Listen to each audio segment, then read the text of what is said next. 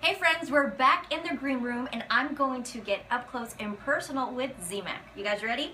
All right, how you doing? I'm doing great. How you doing? I'm doing awesome. So tell me, let's take it all the way back to when you first met Sid. Okay, very first time. I'm in my 20s.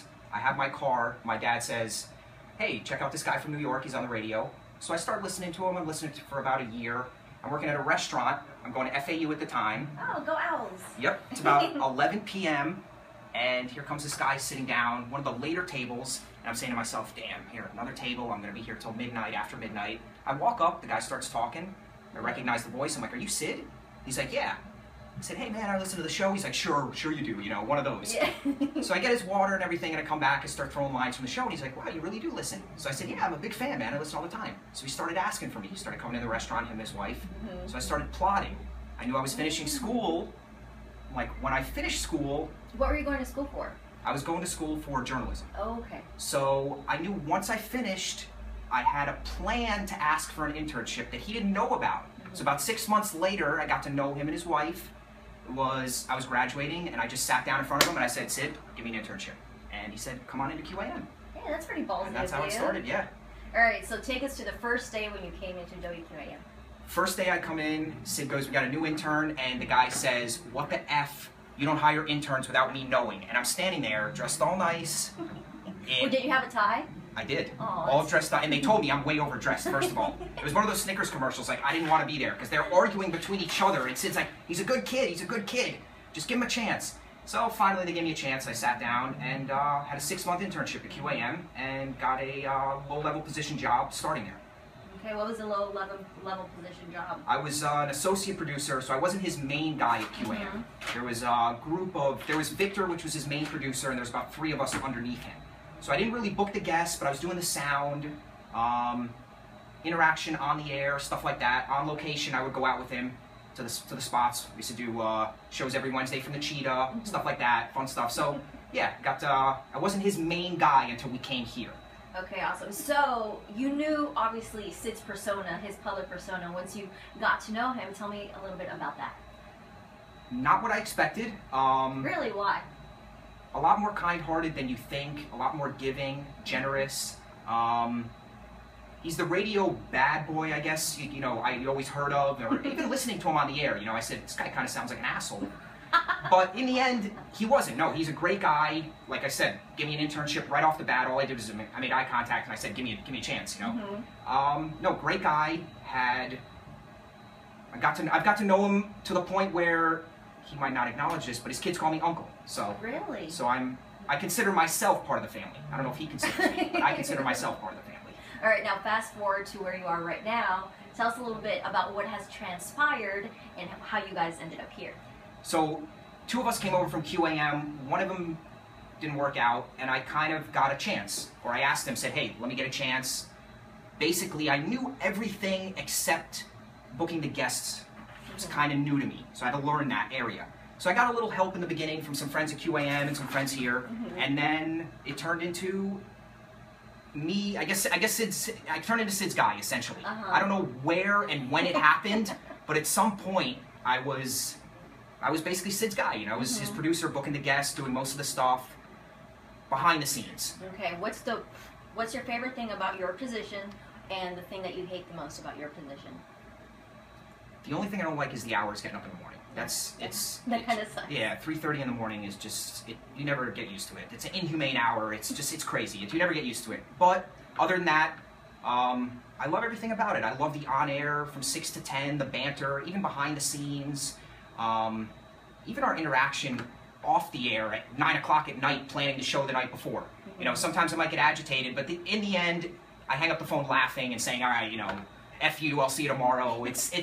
So he's demanding, but I know it's for the good of the show, and I enjoy the product that we put out. So describe Sid in 3 words. I know. Only 3 words. Crazy, kind. It's like a locomotive train. It just doesn't stop moving. Locomotive train. That's more. I know. Locomotive train. That's a lot. Crazy, kind, locomotive train. Okay, crazy, kind. One more. Wired. Okay. Wired. Crazy, kind, and wired. Okay, Wired. that's pretty good. So how about Eric? You guys seem like you have a really fun dynamic. I'm just getting to know you guys. Eric is a little quiet, but my interview with him was pretty awesome. I thought he was very eloquent. He definitely has a kind side, and he's very honest. So how would you describe Eric? It doesn't have to be 3 words. Now, I didn't know Eric when we first came in here. So we had someone else. They said, hey, this guy Eric's good. He's going to join the team. I'm like, all right, whatever. Okay. Seems like a nice guy. Very quiet. And then we go to the Super Bowl from New Orleans, and I really find out who Eric is. Who is Eric? He is... He's one of those guys that maybe won't write down his day, but in his head, every minute of his day is planned. And if you mess it up, it just screws up his whole day. So he's like one of those... By the book? Yes, completely by the book. And if you throw a wrench in there, it screws his whole day up. So if he can't go to the gym, or if he can't grill his meat, or if he can't... Grill his meat. Go to the gym, grill his meat. Okay. Goes to the gym, from what I understand, grills his meat, eats his meat, goes to bed, wakes up, comes here. It's the same cycle. Okay. 7 days a week. So it seems like you guys are on the complete polar opposite spectrum. But how about you? What are you? It seems like you're always very very wired. I'm definitely over caffeinated when I'm here usually. Yeah, I totally see that. I'm a big coffee person and usually start with 2 cups and then a cup during the show, maybe another cup. So, I don't know, me and Eric have a lot in common, but he's more of a homebody or a, yeah, I guess homebody would be kind of, I guess that's the word I would use to describe him. Like, he's a homebody, you know? He's stuck in his way. He's stuck in his way. Well, I definitely think that you and Eric make a really great dynamic to help out Sid. How do you see that? Eric brings that stern aspect that they talked about in the first interview with you. He does bring that to the table. A lot of the sounds are all him popping off. I think we work well together because he has that dynamic, and I think I bring in a different... me and Sid are both New Yorkers, or we're both into New York teams. I moved here when I was younger, but I'm still from New York. I'm a Mets fan. I'm a Jets fan, unfortunately. Unfortunately. I was born into that. Yeah, nothing I can do. And also the political aspect, I think I help out with the show on that end. And anything I can't pick up, I think Eric does the other end of it. Do you have any juicy information that you can share with us? That won't get you fired? I really don't. Oh, you know he's lying, but it's okay. We'll massage that and get the good stuff later. So let's see. I asked Eric at the end, Fruity Pebbles or Cocoa Puffs? Cocoa Puffs. Oh, we said Fruity Pebbles. Chocolate. No, chocolate. Very interesting. Now, if you said Cocoa Pebbles, and I don't know, Frosted Flakes, I go to Cocoa Pebbles. Okay, I think that's a completely different show, but I'm definitely liking the direction that this is going. Well, thank you so much for all the information. Give us one word that describes the show. Because I think little by little, when people really start to understand who you guys are behind the scenes, I think it gives it depth. And I think a lot of people are really pricking up their ears. And tell us one word that really describes the show and the dynamic. One word. Locomotive train. No, you can't do that. International? You sound like Pimple. International. Okay, we can go with international. Because we've broadened it. We've had people from Paris, from Israel, from all. If there's a story breaking halfway across the globe, we're touching on it. And chances are we're going to bring someone on to talk about it. If it's a local story, we'll do the same thing. So I'll go with that word. Okay, good. Zemach says international. Thank you very much. This was quite riveting. I really can't wait to see what Eric says about your interview. Until next time.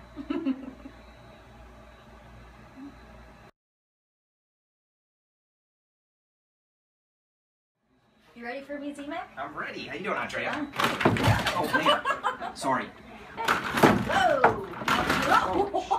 Thank you so much for joining me. That was great. Thank you. That was awesome. You so much. Until next time. Awesome. Thank you so much.